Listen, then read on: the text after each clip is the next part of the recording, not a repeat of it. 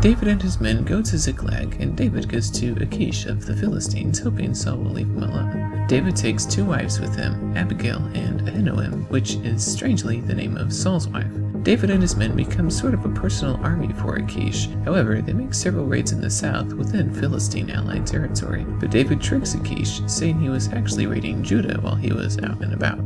Later, the Philistines move their army north against Saul, but they don't let David come with them. Saul and his army gathered at Gilboa to face the Philistine invasion force. The text says that Saul was filled with terror and that he inquired of Urim and Thummim and prophet, but got no answer from God. Saul then asked his men where he could find a medium. Saul and 2 of his men disguised themselves, and at night they went to Endor to consult the medium. The medium suspected they were on a witch hunt, but Saul swore to the Lord that he would not harm her. Saul told her to call up the prophet Samuel, and the text says that a ghostly figure came up out of the earth. When the woman saw Samuel, she shrieked and pointed at Saul and recognized him as king. Saul told her not to be afraid. Samuel is described as an old man with a robe, and he says, "Why have you disturbed me by bringing me up?" Saul told him about the Philistines and how God wouldn't speak to him anymore, so he didn't know what to do. The text then presents the message of Samuel, a prophet from boyhood and even from the grave, and the message he gives refers to the Lord 7 times. He says, "Why do you consult me? You have become the Lord's enemy. The Lord has rejected you. Your kingdom will be given to David.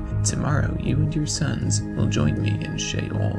After Samuel's spirit left, Saul and his men shared a covenant meal with the witch before leaving, further solidifying his alignment with evil.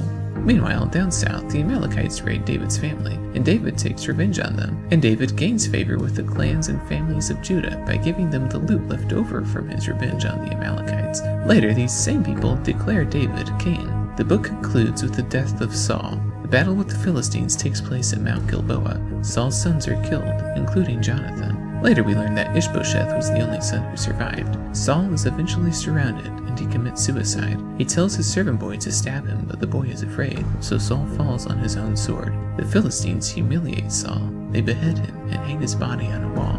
Later, Saul's cousins from Jabesh-Gilead recover Saul's body. Later we learn that an Amalekite picks up Saul's crown and delivers it to David, taking credit for the death of Saul. And David kills the Amalekite, saying, "Why were you not afraid to lift your hand against the Lord's anointed?"